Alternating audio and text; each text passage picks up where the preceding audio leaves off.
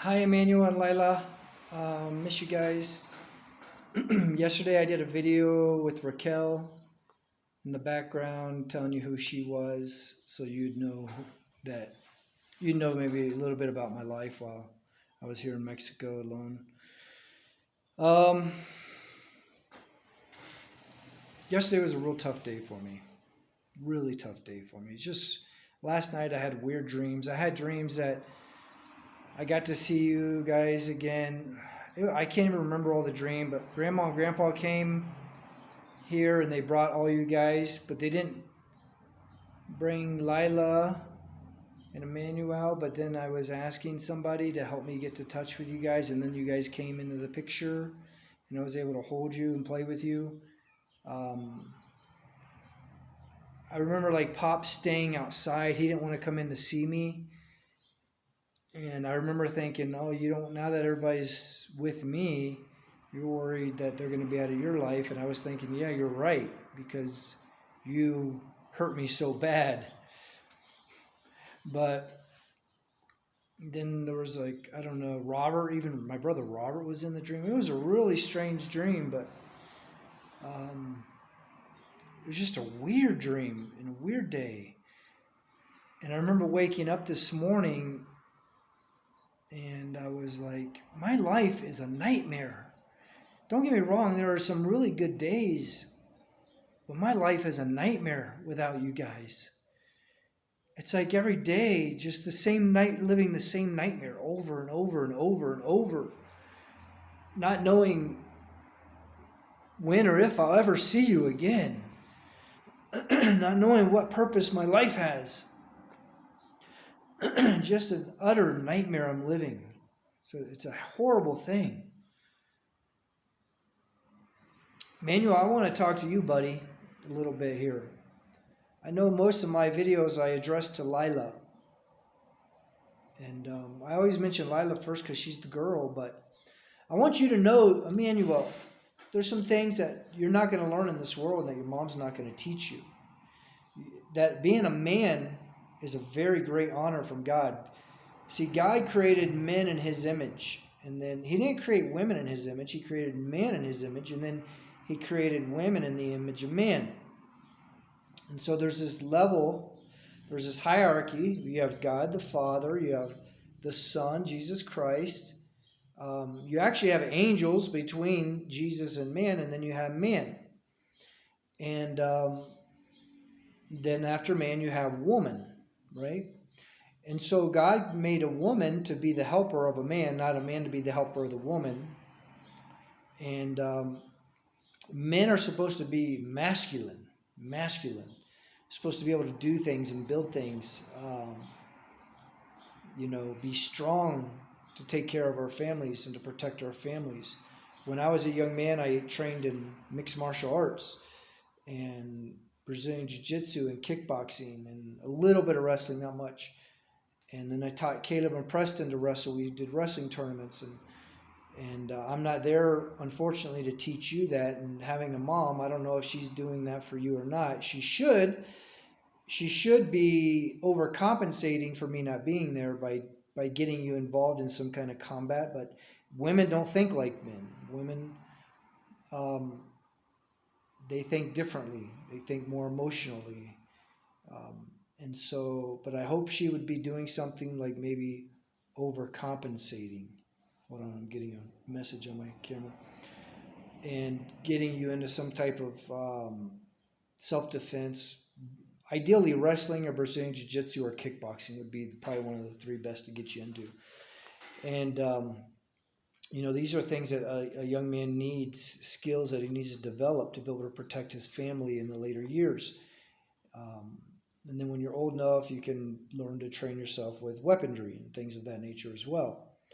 A man has to have this ability.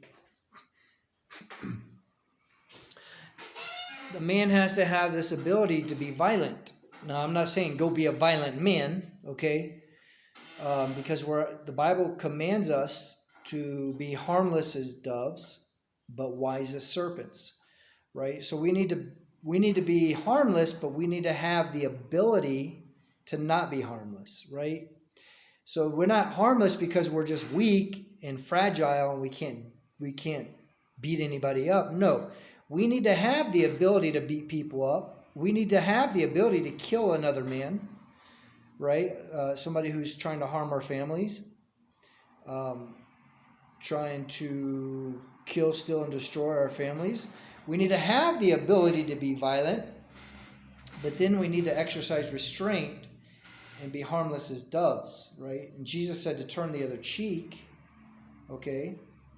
And but how are you able to turn the other cheek unless it's your choice, right? If somebody slaps me and I'm a wimp, I don't have the choice to turn the other cheek. They're going to punch me in either side of the face they want, right? They're going to slap me anyhow they want because I'm a weakling wimp of a man. But if I am a strong man and somebody slaps me, I can make that decision to turn the other cheek and give it to them, right? And I would never allow somebody to slap my child, and I definitely wouldn't turn my child's other cheek for them to slap the other side of it. Same thing with my wife. Now, as a man, you're going to have manly urges and manly desires. You're going to find women attractive. Okay, you're going to see that God created women as beautiful, amazing specimen. Okay, their anatomy is amazingly beautiful, and their curves and their shapes, and you're going to desire this. Okay, and one thing the Bible tells us not to do, it tells us not to fornicate. And what fornication is you don't sleep with a woman and then say bye to her and never see her again. All right, and another thing, we're not supposed to commit adultery. It means you're never supposed to sleep with another man's woman. If a woman belongs to another man, you do not sleep with her. Okay? Outside of that, you can do whatever you want, as long as you're not fornicating, as long as you're not committing adultery with another man's wife. What I mean to say is, son, you can have more than one wife. Okay? And it's good to understand this at a young age so you can map out your future with regards to this. So, for instance, at the age of 18, you can start looking for a young female to be your future wife. Maybe if you're going to a church, or you see this family and there's this young girl there. Maybe she's 10 years old, maybe she's 12 years old. You can be nice and kind and say hi and be sweet to her, knowing that in 8 years from now or 10 years from now, she's going to be old enough to marry. And then you'll be maybe 20 years old by then. Or I'm sorry, you'll be like 26 years old by then, 28 years old. And she'll be 18. And you've had 10 years to work on saving up money, making sure you have a car, making sure you have some money in the bank. Maybe you're ready to buy some land to build a house on. You can start preparing for this, knowing that this will be your first wife. And you can find a good woman. You never want to marry a jealous woman. Never, ever, ever. If a woman has a problem with you finding other women attractive, you don't want to be with her, because you are not going to change being a man. God made men a certain way, okay?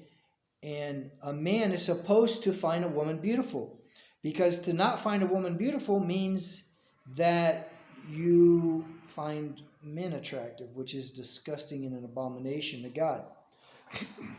So, never ever be with a jealous woman.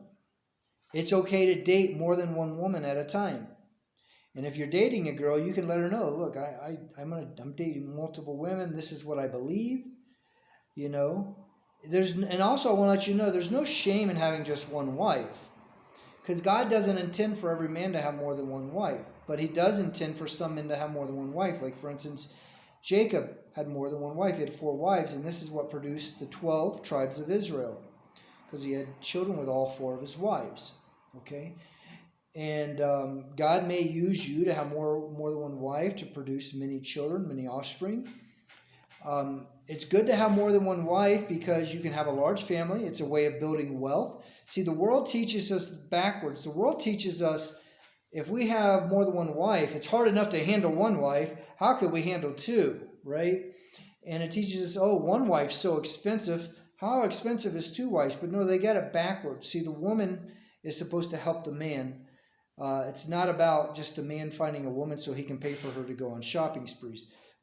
if you do this properly, you can actually acquire wealth. Excuse me. You can acquire wealth into yourself.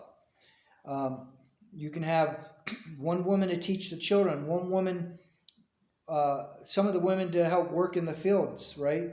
The garden, do the gardening, a woman to clean the house, a woman to cook the dinner. You have all these different people helping. Now, you're the man. It means you got to be a hard worker. You got to do your part to provide for your family. But if you have good women around you, say you have 3 or 4 good wives, okay, and they work in unison, they become what's called a sister wife. And they become best friends. They should never be enemies with each other. They should never be enemies. They should be best friends. And they should, if you have a child with one, the other one should love that child the same. And they should want to take care of that child and nurture that child and help watch that child and teach that child and do all these things for your children because they love you. These women will love you and they will do these things for your children. Okay? And so by doing this, you can actually acquire wealth. You can acquire a legacy. You can build an empire under yourself. You can go and buy some land in a faraway place, and you can build yourself an empire around you. Okay? And that's what a man is supposed to do. That we see that in the whole Bible. We see that in the Bible. Even Moses had at least 2 wives that we know of. Some other books say he had more than 2 wives. He had 3 wives. Jacob had multiple wives. Abraham had multiple wives. King David had 18 wives and 10 concubines. Solomon had 700 wives and 300 concubines. My understanding is a concubine is a woman that doesn't really have the same inheritance as a wife. So maybe you found this woman, she had been abandoned by a man, he had put her away or divorced her, and so you took her in, right? But she had a couple of children. So you're not going to give her the same inheritance as your other wives, but you will make a place for her in your home, you know. And it's okay to do that because we're supposed to help the widows, right? Or women, or the fatherless, women that don't have fathers and things like that. So, you know, use everything I'm telling you for good. Don't use anything for evil, or the Lord will strike you down. And don't be afraid to be a man. Don't be afraid to be a masculine. Don't be afraid to be a leader. I had a wife that beat me up and beat me up and beat me up. Physically, emotionally, mentally. Very jealous woman. Very jealous woman. She would attack me in many ways. She was trying to get something done with her hitting me upside the head constantly. That's more figuratively speaking. If I was trying to learn something on a YouTube channel, she would nag me and complain. She would complain to me to her father, to the point that her father said I was a worthless piece of shit. You don't want a woman like that, son. You never want to be afraid to be a man. I'd rather be a man and be single, okay? Because the world's full of feminists and whores and women that just want to sleep around and women that want to control men. I'd rather be a real man and be alone, okay, than have to tuck my tail between my legs or my you-know-what, tuck my you-know-what, and submit to women. Don't ever do that. Now, I messed up because I didn't know the things I know now when I was young. So I'm teaching you these things while you're young. Hopefully you see this video while you're young so you can prepare. See, I'm older now. It's hard for me as a 49-year-old man to find me, a 48-year-old man, to find me a young woman of childbearing age who is willing to marry an older man, give him children, except that he might have multiple wives. So it's more difficult for me. If I had known this when I was 18, my whole life would be different. My whole life would be different. So that's why I want to pass this information on to you. I have to keep these videos under 15 minutes or they won't upload. So I'm going to cut this video off for now, buddy. But I love you guys. Lila too, I love you. And I'll do another video tomorrow. God bless you guys.